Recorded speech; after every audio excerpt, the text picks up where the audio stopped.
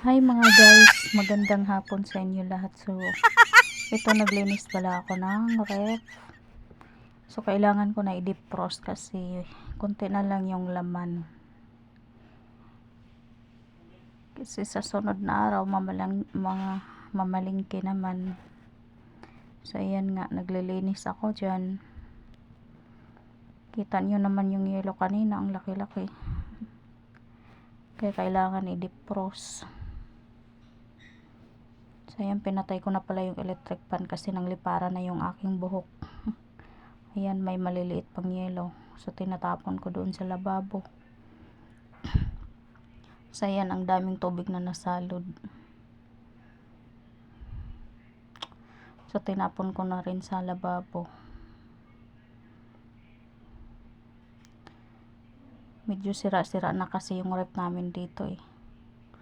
Kaya ang bilis mag-ano ng yelo. Kita niyo naman yung yelo kung gaano kalaki. 'Di ba?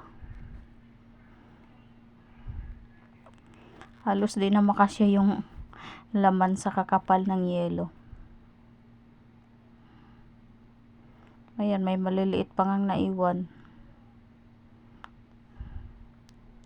So, ayan, nagpunas pala ako dyan sa baba kasi ang daming tubig na nagtagos dyan sa baba. Kaya pinupunasan ko. Kasi pag hindi yan malinisan ako, pag hindi na defrost, grabe ang kapal ng yelo.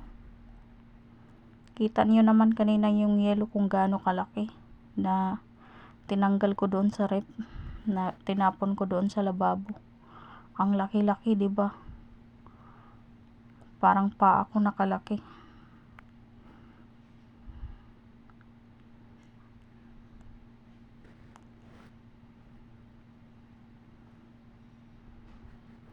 Dalawang linggo na kasi yan hindi na defrost. Kaya ang kapal ng yelo. Tapos sira-sira na rin yung ref namin. Kaya ganun ang nangyayari. Grabe mag ano ng yelo. Bigay.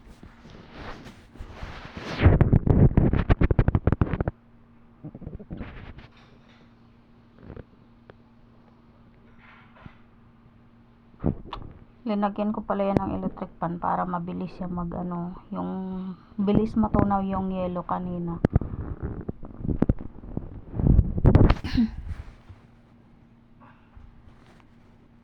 So, ayan, ilagay ko na yung laman na konting karne sa ref kasi nga malinis na.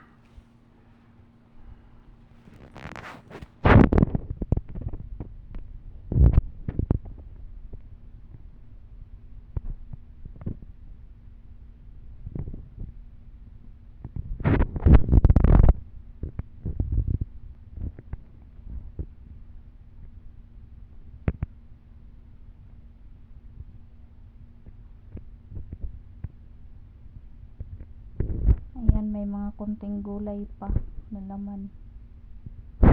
Baka bukas mamalingki naman. Para malagyan naman yung aming ref na. Ang kapal-kapal ng yelo kasing kapal ng mukha ko. Charot.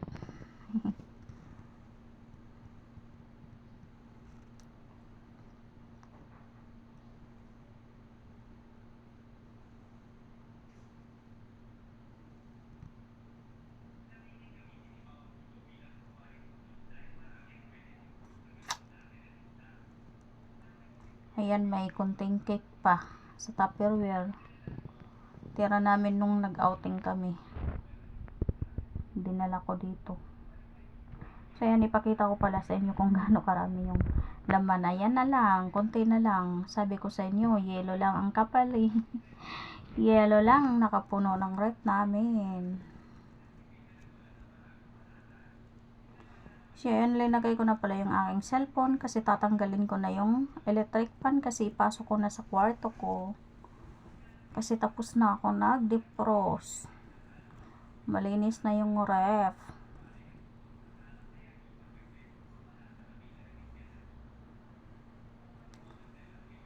Dalawang linggo din na hindi na defrost kaya ang kapal-kapal ng yelo.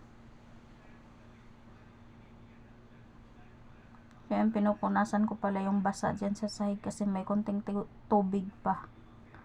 na natapon galing sa rep. Yung maliliit na yellow nagtalsikan. Kaya basa yung sahig.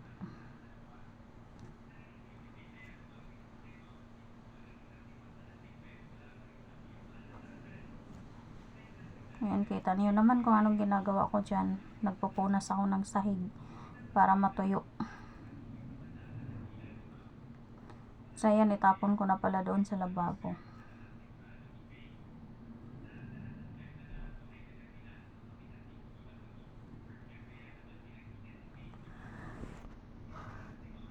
So, ayan na guys, tapos na ako. So, papasok na ako sa kwarto. Haha! Yes, tapos na rin. Sa wakas, natapos na rin ang ginagawa ko. So, yun lang mga guys. Bye!